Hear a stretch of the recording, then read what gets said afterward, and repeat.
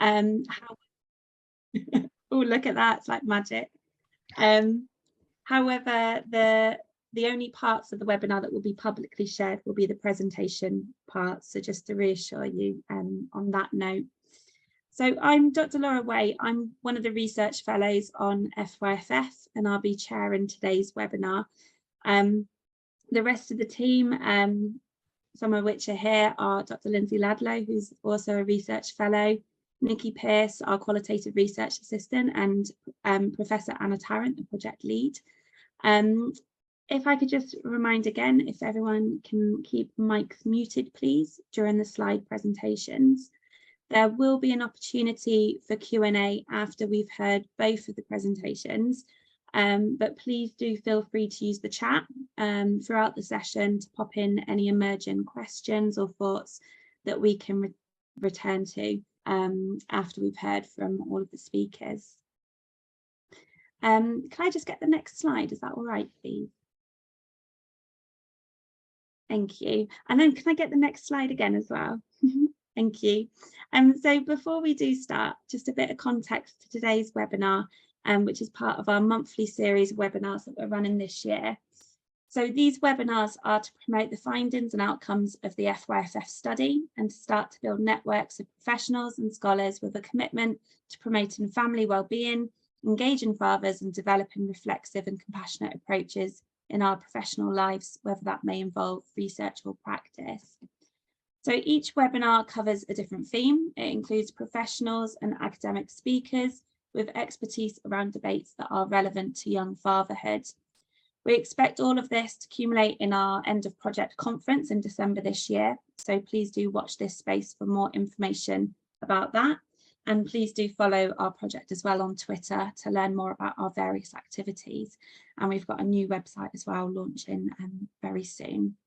So I'm just, first of all, before we hear from our speakers today, I'm going to pass over to Anna, who's just going to speak briefly on mental health and wellbeing in the context of our FYFF study. Thank you. Brilliant, thank you, Laura. I'm hoping I'm not sharing any of the participant lists or anything on my screen. But yeah, thank you. We just wanted to mention a briefing paper that we've recently developed on the theme of mental health and young fatherhood. It's perhaps unsurprising that mental health was a key theme in many of our interviews with the 40 young men that we've been researching in the past 40 years. Just very briefly, our kind of key findings focus on, the lack of support that they sort of receive and the challenges that they have and experience in trying to seek access specifically for their mental health. We look at fatherhood as being a really positive source of well-being for these young men, but the demands of new fatherhood and then limited access to resource can lead to periods of mental ill health. We also use kind of concepts around the protective and the predictive factors that may influence their mental health over time and across their parenting journeys to develop a dynamic perspective of their well-being. And these include their relational networks, the degree of employment security that they might have or not have, and then other environmental and circumstantial factors, such that when any of those might be missing, that can be predictive of their mental health. We also talk a little bit more as well about the existing support environment, and we advocate for a framework of care and compassion, and also support that supports them from the perinatal period onwards. For us, and in terms of the findings we've developed, a key thing here is that authentic spaces where young fathers are listened to, and where there is important communication between them and professionals will have positive outcomes for them, for their children, their partners and their wider family as well. So if you want to read more about that, read some of our data, read some of our analyses, I will be sharing a link to the paper in the chat, and we will of course be sharing that on Twitter as well. Thank you. Thank you, Anna. So I'm now just going to introduce our first speaker, so Scott Mayer. Scott is an accomplished keynote speaker, parent educator and mental health trainer, specialising in paternal mental health and cultural differences. He's one of the leading lived experience specialists in paternal mental health in the UK, after his own mental health was impacted by several traumatic births and an absence of support when it was needed. With over 20 years experience as a parent of 7 children, Scott uses his knowledge to advise and educate services on how they can support and provide better engagement with fathers and help prepare dads and partners for the journey into parenthood. Scott will be speaking to us today on the importance of fathers. We've got your slides ready, Scott, so I will pass over to you when you're ready. Thank you. Thank you very much for that lovely introduction. Excuse me, everybody, I am outside. I'm currently at a conference, so I'm sat in a beer garden, not enjoying myself with a cold drink, but I am actually sat in a beer garden. So yeah, thanks for sharing the slides. I've had a few issues trying to connect to hotel Wi-Fi, so I appreciate that, Laura. Thank you very much. So yes, my name is Scott Mayer, and my wife Sarah and I have 7 boys. My eldest is 20, my youngest is 4. We had lots of various different complications along the way, like Laura just touched on, but it was my youngest being born that went into a neonatal unit, and my wife becoming critically unwell at the same time, that where my journey into this work started from. I'm a former infantry soldier. You know, I thought I was equipped for everything that life could throw in terms of mental health and how difficult life can be in dealing with trauma. And what I learned very, very quickly is that it's very different when it happens to the people that we love the most. And when we're in those sort of helpless situations, it can take a massive impact. It affected me really, really badly. And if it wasn't for my wife, I'm not sure I would have recovered in the way that I did. I definitely wouldn't be doing what I do now. So I started my work in this area, working with my local community, working with my local hospital. We got involved with the MVP, Maternity Voices Partnership. And like I've just said, this was our 7th child. We didn't know what a Maternity Voices Partnership was for the previous 6. So having the choice to feedback, having the chance to talk about our experiences, what happened to us both, the breakdown in communications, maybe not necessarily being listened to, started to see the fact that talking about it does actually help. The more and more I started to speak to maybe more fathers, I got an understanding that what I went through wasn't particularly unique. I definitely wasn't the only one that went through it, which I fought for a very long time. There's a man that I always pay homage to when I deliver these talks, a man called Mark Williams, who has become a very good friend of mine, but also helped me understand a bit more of what I'd gone through and how it could manifest. And we do a lot of work together. So a lot of the statistics that I will discuss today comes from the research that Mark and I did, speaking directly to the fathers and trying to feed that back to maternity services and how we can move forward. So next slide, please, Laura.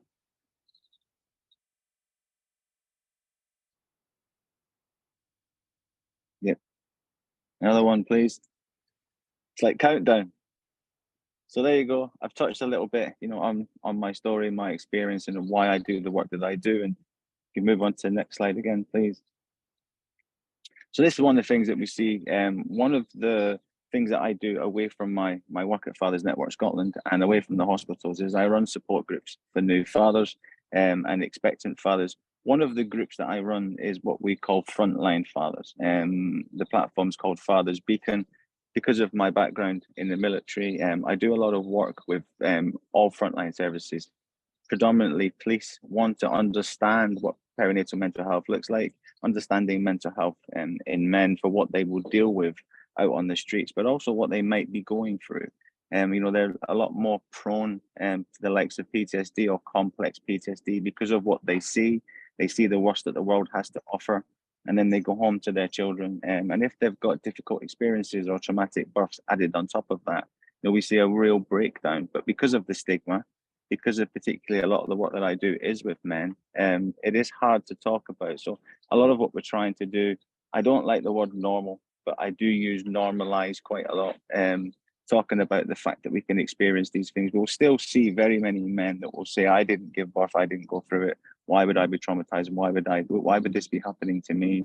And they don't want to take the focus away from their partner who gave birth. That's one of the common factors that we'll see in terms of struggling to engage. And when they're presented at maternity services, for example, one of the pathways I have where I live in Warwickshire is peer support, free peer support for fathers in the community that need some advice, that need some support. And sometimes because of how they present, because they might seem that they're a lot more traumatized or they're struggling a lot more than they actually are, is that this father's at crisis point. We need to try and get some sort of support or intervention. Will you possibly speak to him, Scott, until we can maybe engage with other services? And quite often what we find very quickly is a few sessions in, and then an introduction into a bigger fathers group where we do meetups and stuff, walks and talks and stuff like that. But the first few screening sessions, they just wanted somebody to listen to them.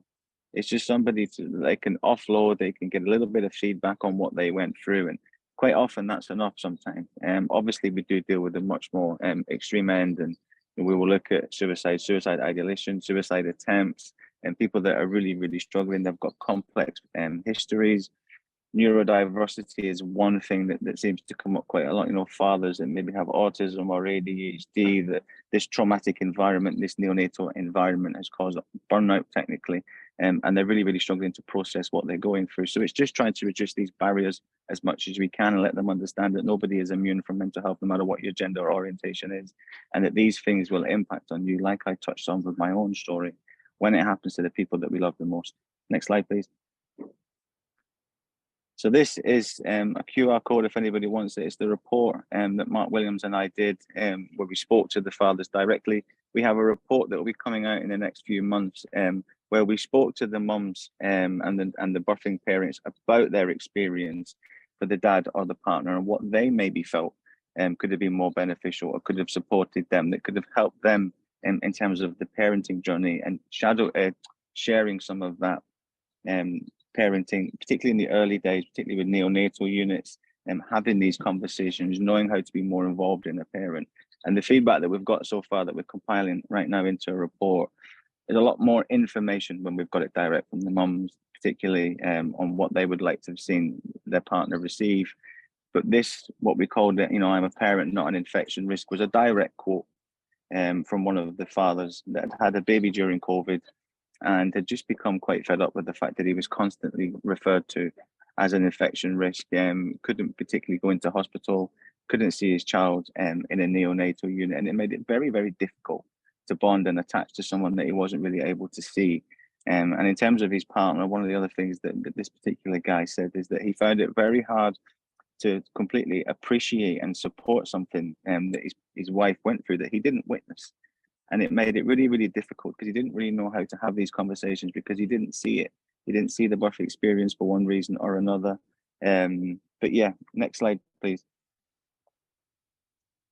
So this is a statistic that's been out there for quite a while. This isn't one that's come from us, but I think it's quite important. It's 86% of fathers feel depressed at some point during the first years from conception. So when we look at the perinatal period, most people are probably aware, but I will just, you know, it's the pregnancy up to the first birthday. In certain areas, we're now looking to extend it to the second birthday. That is what we call the perinatal period. For lots of fathers that we've spoke to and interviewed, that we have this golden window, which we seem to see is between 3 and 6 months, where most fathers will start to see signs and symptoms that maybe things aren't right. They might be starting to think that they're depressed, or somebody's starting to point it out. When we dive a little deeper, and this is just anecdotally from the research and the work that I've done, is that point between 3 and 6 months is when things start to go back to, there's that word normal again, when things start to level out. And the only way the best way I've had it described, sorry, by a father, was that when things went back to normal, Scott, I realized I hadn't. And that was normally in that point. So depending on the journey, but even if it was a cesarean section, sometimes neonatal stays, or just a difficult experience, by that 3 to 6 month point, things are starting to level out. Babies are maybe adjusting to the home. Even if there's siblings, everybody's adjusting to maybe being their mum, maybe starting to feel a little bit better, is what we've heard from the dads that we've spoke to. But that's when the point when they start to think, maybe something's not right, maybe I'm starting to struggle. From that point, it can take up to 18 months for fathers to engage with services. The problem that we've got there, and what we find, again, when I speak to fathers in the support group format, is that by the time they engage, it's sometimes 2 years after baby's been born before they really look to engage with services. Then they're just treated as a man. They're not treated, it's not paternal, it's not new fathers, it's not connected to that transition into parenthood. It's just a man that's maybe anxious or depressed. And anybody that obviously understands mental health knows if you don't necessarily get to the root of what's causing it, it's very difficult to move past it. And that's what we're now seeing with many fathers, particularly the ones that had very difficult experiences during COVID, where they weren't allowed in, they sat in car parks, and they experienced this trauma in different ways. So it can take a lot longer for the signs and symptoms to come out. I've actually worked with a grandfather once who didn't really realize the effects of the birth trauma that he'd experienced for 28 years until he became a grandparent, and it sort of brought it all back. So You know, it's just looking at it. Sometimes it takes a little bit longer for these things to come out. Next slide, please. So here again, up to 50% of dads whose partners suffer from depression or postnatal depression, they can go on to become depressed themselves, supporting them. They could become affected by it. The one thing I always try and highlight this, yet again, bringing in my own experience, is that works both ways. We don't have that discussion enough, but if you've got a father that's depressed, and then you've got the mother or the parent that gives birth, trying to support that father or partner, it takes an impact, it takes a toll. It's very difficult to be in a relationship with someone that's really struggling with their mental health or mental illness. And I know from the work that we've done in terms of the research that this comes up time and time again through social media and the peer support that I offer. I think 80 to 85% of the times that I get contacted, it is mum, and that is mum that has contacted me and says, I'm really worried about my partner. I think they might have depression or anxiety. I was doing okay, Scott. I was fine. Now trying to support him, it's taken a toll on me. I'm more anxious. I'm more depressed. I feel more sad. I'm struggled trying to manage my own emotions, my own hormones, having a new baby in the house, trying to stabilize everything and trying to support him. It's taken its toll. So when we hear that dads are not the patients and we have to focus on the patient and not focus on the dad or the partner, this is why we have to bring it all together, because it takes a toll, it impacts. And what happens then is that mother or the person that gives birth will engage with services further down the line. It might not be in maternity stages, but they're going to engage later on, because it does take a toll and it will wear them down. Not always, but like it says, at least 50% of the time. And 40% of dads say that they were worried about their mental health, their own mental health during the pregnancy. What, again, the research I've seen, so anecdotally, but there is other research out there that indicates anxiety can be higher in fathers than depression is afterwards. My anecdotal take on that from the work that I've done is it's the fear of the unknown. It's the not being engaged, it's not being involved that makes it seem so much worse and so much scarier, because they're hearing terminology and language and plans that they don't necessarily understand. Nobody really explains, particularly when I've done work in lower demographics and working class areas. They're hearing language and terminologies that they've never heard before, and it seems a lot scarier. Different types of categories: Cat 1, Cat 2, Cat 3, Cat A, Cat B, Cat C, cesarean section, trauma-informed, different types of birth plans, emergency care plans, going into neonatal units. These things are all become quite scary because they don't understand it. And even just gestational diabetes, having to have scanning, baby growth, the fact that they have to be monitored more often than not, it creates a lot of anxiety in fathers because nobody actually explains it to them. And the only way they receive this information is third party through their partner. So sometimes it's almost like Chinese whispers that they're getting this information that creates higher anxiety. Next slide, please. 20% of fathers say they feel completely isolated the first year after their child is born. What we tend to see from this, again, my take on this completely, so you don't have to necessarily go with it, but it's what I've found from the work that I've done, is that that 20% that become isolated is more prevalent if they are maybe the first person in their group of friends, their first male in that group to have a father, because they can't offer to that group what they once could. They don't get to do Monday night down the pub or football on a Saturday. Their priorities change, their views on life change, their commitments change, but they just don't have the time or the capacity sometimes. And men can be quite tribal. So until they find that new tribe, which can be new fathers, it can be other fathers, until they find that group, they become very isolated. And in some of the work that I've done with fathers, those ones that don't have that group, that friendship group, that network, are the ones where we can often see most risk of suicide. And that leads on to the bottom point that, you've got to add in an awful lot of factors. There's lots of mitigating factors, from schizophrenia, bipolar disorder, we've mentioned neurodiversity, previous history, adverse childhood experiences, sexual assault. When we add all of that together, that new fathers in this perinatal period can be up to 47 times more likely to be a suicide risk than at any other point in their life. So we know this is a very, very dangerous time for men. It's very troubling, but yet we still have limited resources. And that's not different age dads, young dads, and that's just across the board. But yeah, the history plays a big part in that. And we don't necessarily ascertain that history because we don't screen or ask questions enough across the board to know what is going on with the father. Next slide, please, Laura. So this is just highlights. We've known for quite a while when it comes to skin and bonding and attachment that the oxytocin levels that we discuss when we promote skin to skin in mothers. There's evidence now, there's research to indicate that the same happens with fathers. but yet we don't necessarily encourage skin to skin enough, and where we do, we possibly don't necessarily explain it. I work with many fathers, and I say this from my own experience. My wife tells me what to do, and I like to make, my wife's not even here, but I'll still say that I do what I'm told. And with my first two sons, particularly being a military man, I did skin to skin. I went through the motions because that's what my wife told me to do. Maybe my confidence grew, maybe my ability as a parent grew, but with my third son, I actually believed in the process of skin to skin and what it can do. And I will never say that I bonded better with my third son, but I will say it was quicker, because I skin to skin contact as much as possible. My wife would breastfeed, I would wind, and he would fall asleep on my chest, and I would have that connection as much as possible. And it was as good for me as it was for him. Particularly, yet again, kangaroo care is being promoted. You know, who have done research on this at the moment, and particularly with FYFF in neonatal units, we need to probably promote this a little bit more. And neonatal units actually do this quite a lot, which is sometimes don't necessarily communicate with maternity services. But the more that we increase that bonding, and the better, or sorry, the faster we do it, the better. Next slide, please.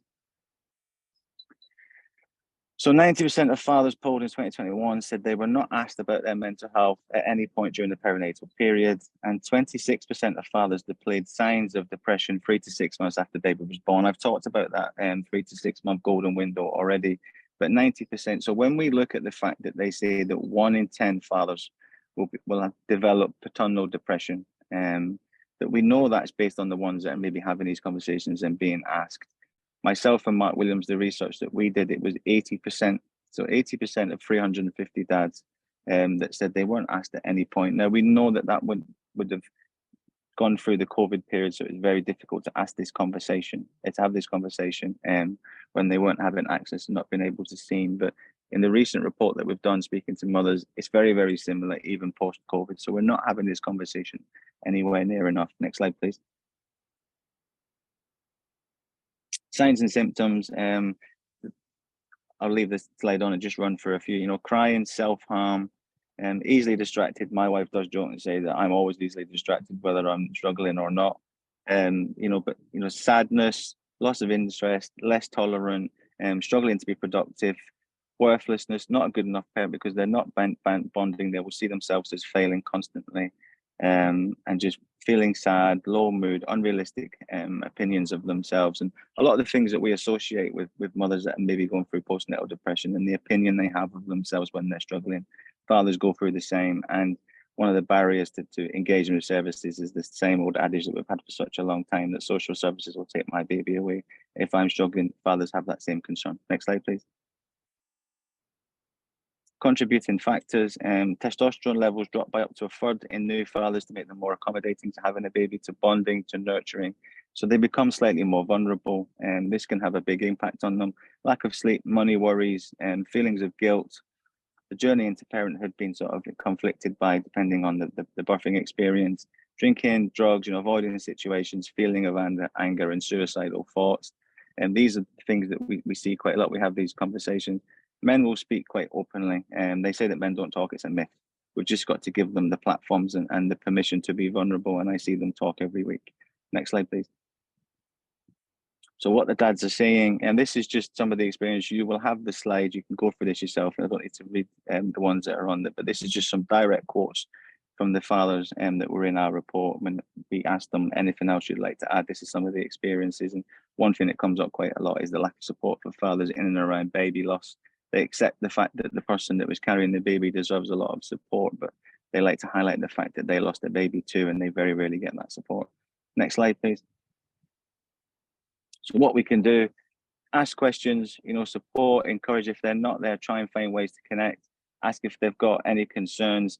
You know, we're working with maternity services. We have little flip charts where they can send home. Dad can write any questions, and we're doing it right now. We're connecting via Zoom. If dad can't be present at appointments during the pregnancy, let him dial in for 5-10 minutes just to get a feel for what's going on, to listen to the heartbeat, because most men will describe that it doesn't feel like a real pregnancy until they hear the baby's heartbeat. That's when that connection starts, because we're practically minded. It's something tangible. So allow that to happen as much as possible. Let them see what's going on. Let them listen to what's going on. Ask any questions that they've got and start to communicate with services. Same with health visiting. Just joining these dots as much as we can, so we have more fathers engaged by the time children go to school. Next slide, please. So that's it. There's some signposts and some useful links. Any questions, like we said, jump on at the end. If I'm hoping my Wi-Fi will hold out, but if not, please give any questions to Laura or Anna. I work quite closely with Anna on a few different projects. I promise if you've got any questions that gets emailed to me, I will answer, I will respond. Anybody wants to contact me, they've got my, Laura and Anna have got my details, so please just get in touch and I'll help in any way that I can. And thank you very, very much. I'm very fortunate to go before Ranjana and I've had to go after them before, and it's quite nice to go before because they are obviously leading experts in the field and you're in for a very good treat. So thank you very much for listening and thanks for having me, guys. Thank you, Scott. We will hold fire on questions until the second presentation, but thank you so much for that. And I'm sure there's going to be a lot of interesting discussion from that. Could I ask for the slides to be moved along a little? Or in actual fact, there was only one slide and it had names and a title on. So in actual fact, we might want to pass over to our speakers to share their screens and I'll do the initial introduction if that's all right. So we're next going to hear from Professor Ranjana Das and Professor Paul Hodkinson on new fathers and mental health difficulties, spirals of struggle and journeys of coping. So Ranjana and Paul both work at the University of Surrey and have co-authored a book titled New Fathers, Mental Health and Digital Communication. Ranjana's research expertise lies in the social uses of digital and data technologies. She's currently writing her book, Parents Talking Algorithms, and prior to this, authored and edited 4 books, including Early Motherhood in Digital Societies. She's the PI of a Leverhulme Trust project on news consumption and a British Academy project on emerging technologies supporting bilingualism. Paul's research interests include men and masculinities, contemporary fatherhoods, youth cultures, and digital media cultures.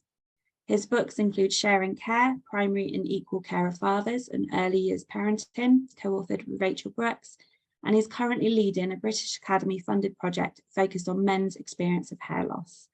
I'll now pass over to the both of you. Thank you very much. And we'll let you get on.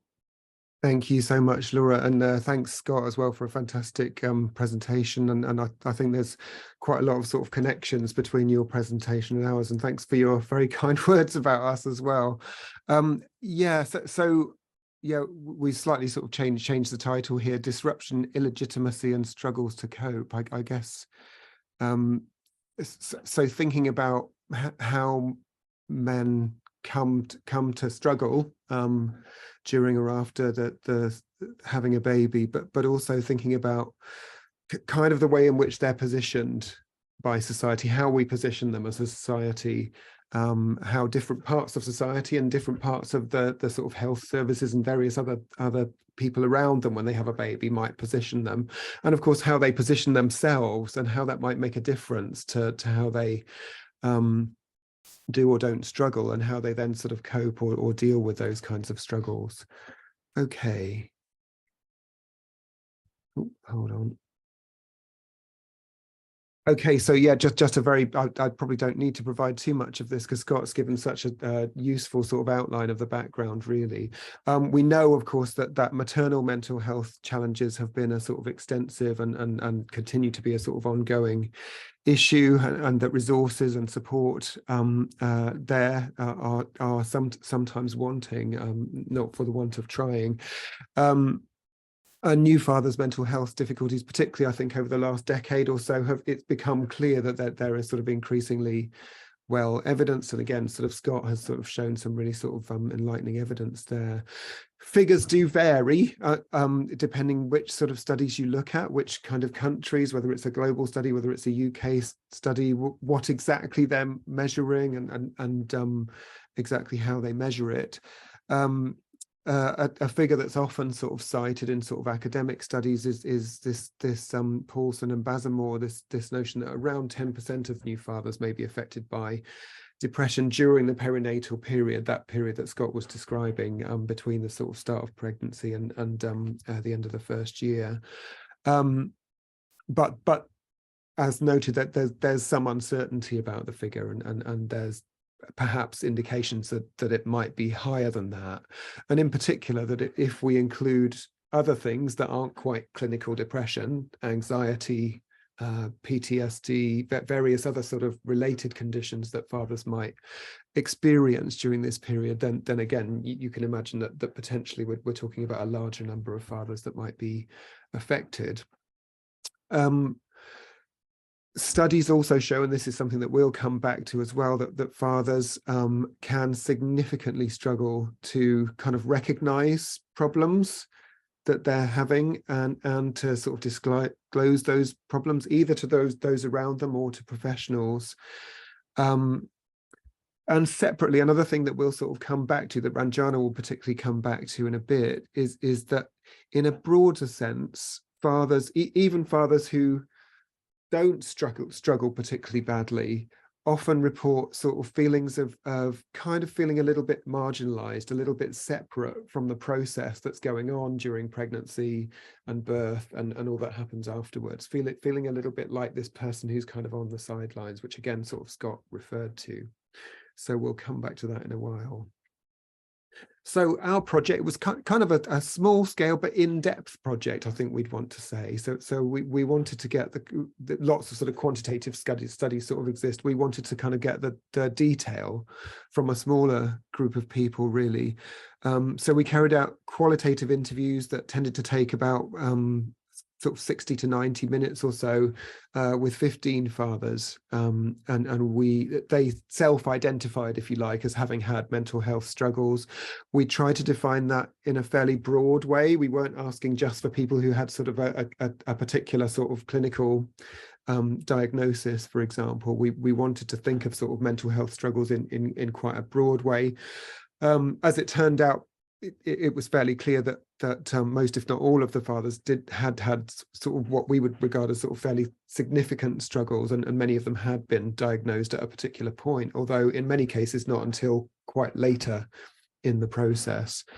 And so yeah, we were trying to, I guess, sort of explore this in a broad way. We wanted to understand what kinds of circumstances might prompt struggles to come about, what the journey would be after people started struggling, before they started struggling even different approaches to kind of coping or possibly not coping in some cases, different approaches to help seeking. And we also had a particular role, interest in the role of digital media and whether that might play a role in people's sort of journeys of coping, if you want to think of it that way. Okay, so I'll sort of jump straight into some of our findings, really. So fathers reported a range of different kinds of struggles. Not surprisingly, perhaps, many talked about sort of depression, anxiety. Some talked about trauma, some talked about PTSD, having had sort of difficult birth situations or difficult sort of post-birth situations. And some talked about more specific conditions. We, after much sort of musing and sort of looking at the findings and the analysis that we were doing, began to sort of think about the way in which the process of becoming a father is disruptive. It's it might be a period of joy in some ways for various people. There might be sort of joyful, highly fulfilling aspects to it, but it is also very often a sort of highly disruptive process. And there's this sort of concept, I suppose, biographical disruption, which is used within sociology, within sort of sociology of health, which is kind of we're sort of I guess sort of coming at this from a sort of sociology, media and communications perspective. And biographical disruption is referring to something that kind of disrupts your journey through life, if you like, disrupts your identity in various ways, and might disrupt you practically in all sorts of ways as well, that sort of brings life to a jolting change of direction, potentially. And so the fathers talked to us about a variety of different things which we thought sort of fitted in with this sort of notion that becoming a father, even when it kind of goes quite well, might be thought of as quite a disruptive thing. So, difficult pregnancies, traumatic births came up a few times. Obviously, everyday stuff like suddenly not getting any sleep, suddenly having sort of crying constantly, and various other sort of practical everyday stuff. Things about sort of juggling responsibilities for men, particularly when they're sort of like thrust straight back into work immediately after, or seemingly sort of immediately after the birth has taken place, and trying to juggle that with everything that's expected at home. Dramatic change of role and identity. Suddenly, that my purpose in life, my everything is suddenly like radically different potentially from what it was before, and kind of trying to adjust to that. Social isolation, Scott sort of mentioned, came up as well. And sometimes the mother suffering in various ways, sometimes from physical issues, but sometimes from mental struggles herself, and that then sort of leading to the father struggling too. So I guess as a result of this, we feel like a really important thing is that mental health difficulties during this period ought not to be thought of as kind of unusual or odd or surprising in many ways. And even other studies that weren't specifically about sort of mental health have talked about the way in which sort of lower level sort of kinds of anxiety or worry, or even sort of feeling of helplessness are actually quite common among new fathers, even if more serious issues don't sort of develop from them. So a few sort of quotes just to sort of illustrate that. Obviously we've got loads of other ones, but these give you some idea. So there's one relating to a sort of traumatic birth here. We had a bit of a traumatic birth. We were down in theatre. My wife had cord prolapse, so we were rushed into theatre right at the end. So I think it was a bit of a shock from that. And I was thinking about the fact that I could have lost the two of them, and that was what this particular person felt had sort of triggered, if you like, the kind of general disruption of becoming a father to become something more significant that he was struggling with. And that then kind of combined with lack of sleep and a whole range of sort of everyday issues to sort of eventually spiral into more significant problems. Oliver says, I think I had maybe a perception there was going to be lots of people around visiting you, but then actually there was a point where it was like, oh, there's no one. I felt kind of a bit trapped a little bit. And there was a kind of certain point where I thought, this is pretty hard and I feel completely quite alone.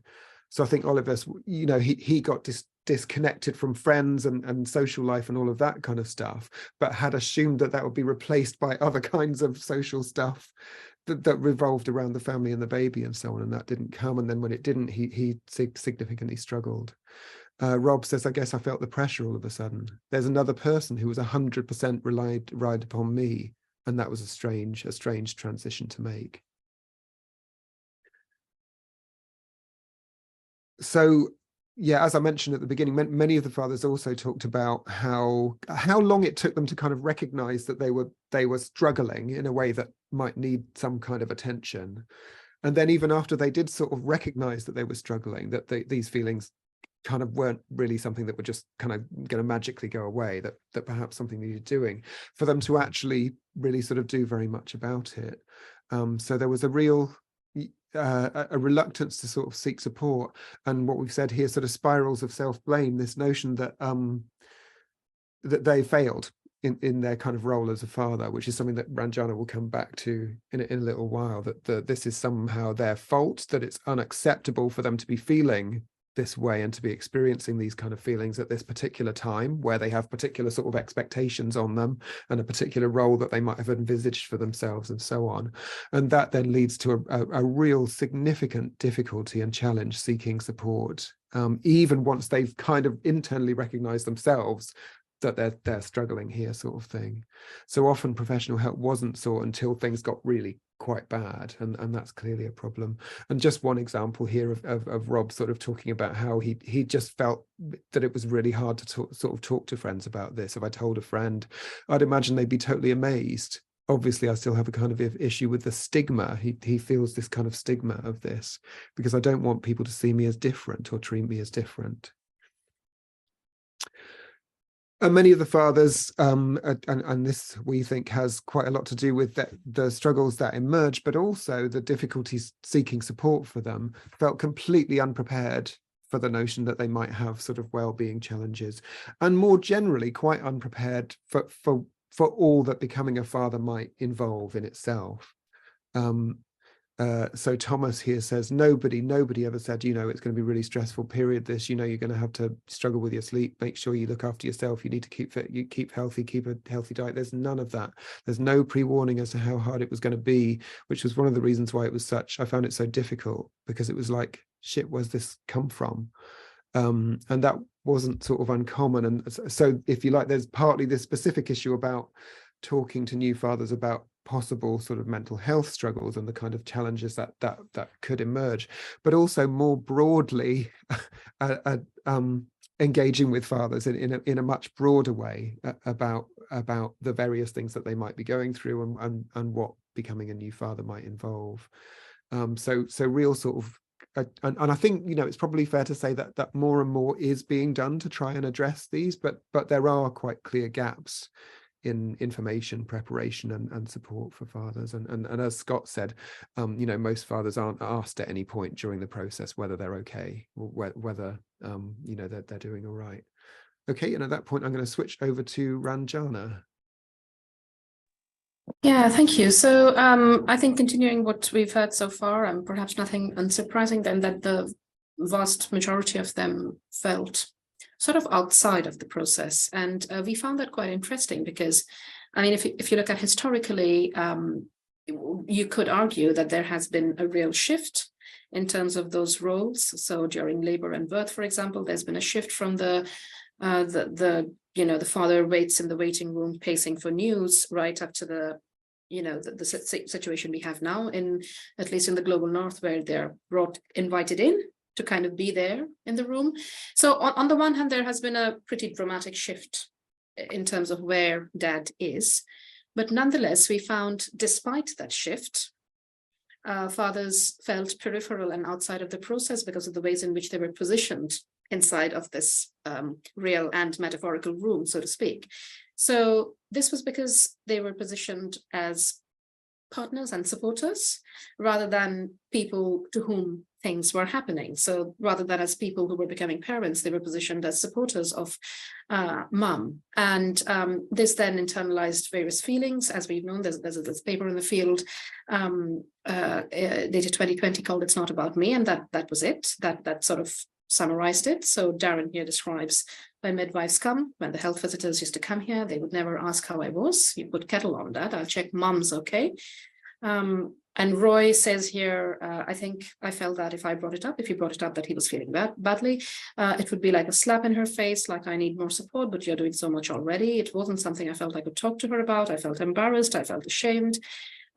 Ultimately, that it would be selfish of him to say anything. So I think the point we draw out in our book and in our work on this is not that there hasn't been a shift in where dad is, whether he's in the waiting room, whether he's in the room, or indeed during COVID in a parking lot, but rather, even despite that shift, dad in the chair in the corner is still on the periphery and not inside the process. So if our argument was that, yes, there's been a shift over time, but dad in the chair is still like somebody, an outsider in the room, and this sort of got pretty clearly outlined during COVID, because we heard all those stories about people giving birth on iPads and partners waiting in the parking lot and on. It was very clear then that dad was invited in, but still kept out. Now, we argued in the book from our findings that what was coming up pretty distinctly, that there was something fairly problematic happening with the language of the supporter. We did not argue that men and fathers shouldn't support babies and mothers. Of course they should, and should indeed be expected to, but rather that their sole role, the entire positioning of their role, was that of this rock-like, very stoic supporter. And we argued that this came from various places. It wasn't just any one person or any one place, but from baby books to parenting apps to websites to public-facing communication from public health organizations to, you know, playground rhetoric about how boys should be and how men should be, and all of that coming together positions man as this big rock, a rock-like supporter, which then, of course, rehearses familiar things we know about masculinities in terms of, you know, men needing to be stoic and strong, but also quite specifically for the perinatal period, those sort of old things that we know about masculinities are sort of repackaged as dad, you're the supporter, which then manufactures dad as the provider rather than the recipient of support. And this came across really, really clearly in all our interviews. So David says here, I'm not a steady rock. I lay at night in thoughts that I don't want to come up. I trick my mind into making them go away. I want to portray a picture of managing. So two things at least are happening there. One is the stuff we already know about in which society positions men and boys. And two, specific things going on in the perinatal period. And here we have a cocktail that produces I'm lying at night and I want to portray a picture of managing. And Rob says, because of the nature of the condition, you feel as if you're a burden. And I felt that it was for me to sort it out. You're the man, you're the strong one. I mean, I know the world's not like that necessarily, but in your mind, that's how you still see things. So we saw that potent cocktail there. On the one hand, widespread societal positioning of men and boys that we all know about, boys must not cry and all of that kind of stuff. And then the specific conditions of the perinatal where the man has been invited into the room, has been asked to go to a scan, but still has been manufactured as a supporter, produces a really potent cocktail where you have the rock like that.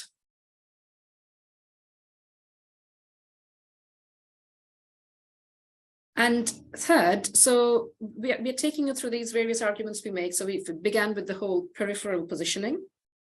And then we talked about how the role, the positioning of the dad as a rock of support is both new and specific to the birth and old in many ways. But the outcome of it all is something we call in our book repertoires of illegitimacy. And this was really interesting in the interviewed transcripts because the transcripts were almost a bit like these to and fro motions in the transcripts where somebody would say, oh, I'm really struggling. This is really hard. Oh, but no, actually, it's okay. It's okay. Don't worry about it. I'm fine. And you know what? You know, she was suffering even worse. So this was very interesting, this constant delegitimizing of things they may have just admitted themselves right to us right then, 2 minutes ago. So we sort of thought about this as sort of these scripts, these internal scripts of illegitimacy. And once again, the answers aren't particularly hard to find. So there were these things about they were drawing upon sort of broader discourses of sort of marginality and stoicism that we know are associated with sort of masculinity in general, but more specifically to paternal positioning. And like I said, from websites and apps to, healthcare professionals to public health organizations, books, anything, this rhetoric of the dad as supporter were coming together to create these really powerful scripts of illegitimacy where men would not accept their problems as in any way legitimate. So John says, those feelings, I didn't really feel that I could share them with my wife or anyone because I felt guilty about having them. So I had a perception of what my role should be. And mind you, this perception has obviously built up right from, from when he was possibly a boy in a playground, but really underlined perhaps by everything that was going on, the institutions of pregnancy and maternity, supporter.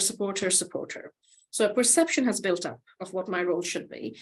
Whereas before I've suffered stressful breakups, relationships, and you go and cry on your mom's shoulder, you don't actually worry about what the people are going to think when you want a bit of comfort and counsel. Whereas this time I felt that I couldn't seek that. So there is a distinction being drawn then from generic things that we do know about men and mental health and so on, and men and emotions that we do know, and specifically the scripting of illegitimacy in the perinatal period, which we thought was a bit distinct. In the context of that, we paid particular attention to the ways in which people used digital technology to cope and to reach out and to find information. And perhaps quite unsurprisingly, we found that this was not a direct or immediate cause and effect relationship. It wasn't as though new technologies and the world of the online came in as a gap filler or a direct replacement like for anything offline, but rather that the users were very nuanced. We found that, yes, digital technologies and online communication were used in many myriad ways for fathers to feel in control, exert agency, cope, come to terms with things.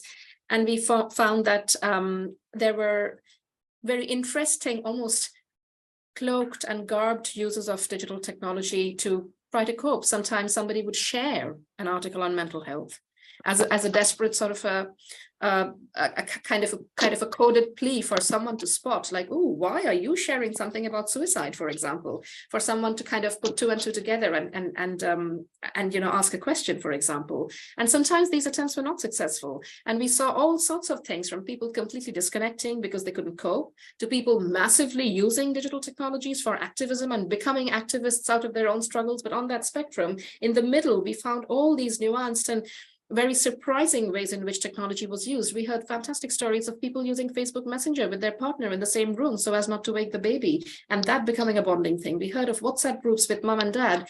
We heard of all sorts of, and the coded thing, like I said as well. So it was a big spectrum of ways in which the digital was indeed used, but not perhaps in the cause and effect ways in which we like to think of digital technologies.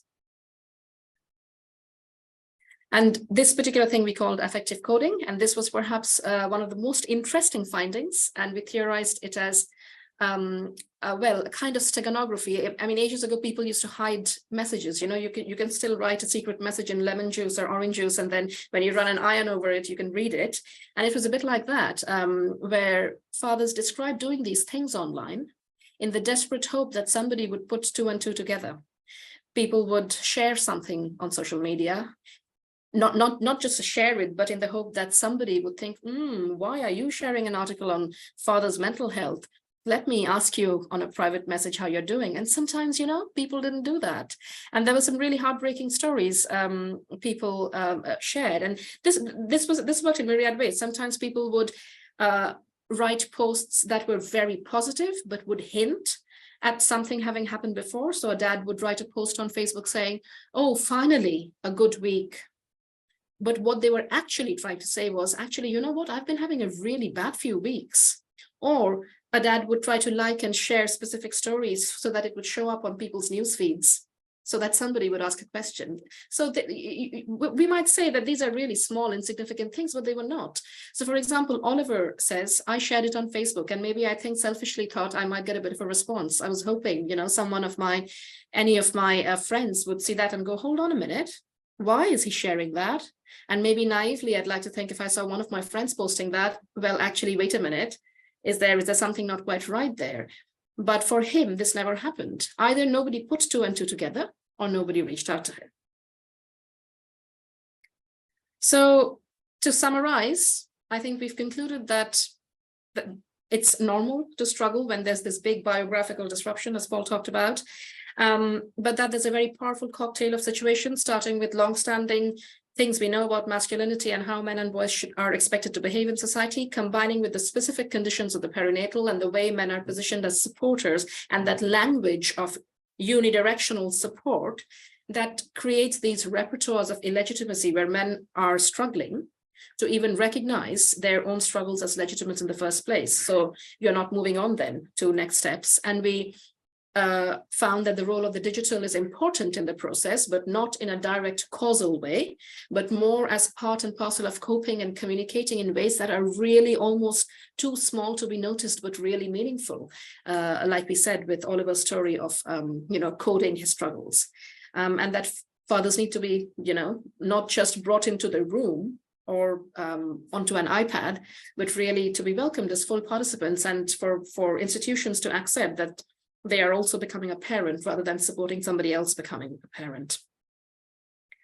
And the last thing I think worth signposting is that once we finished the project and the book was published and the journal papers came out, we then entered a collaboration funded by the ESRC with the Institute of Health Visiting and the NCT, where we took these findings and alongside other findings about mothers from other projects and made a set of factographics, which are basically live things that you can access on your mobile or on a website aimed for both parents and professionals, that show little films, little clips from people's lived experience, little images there that are trying to kind of express the findings, and of course signpost a whole lot of support for dads, kind of bringing the research to life. So I think that's where we end, and thank you.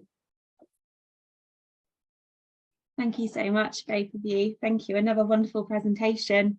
And I really love the biographical disruption. I've never come across that before. I love that as an expression. Thank you. I'm sure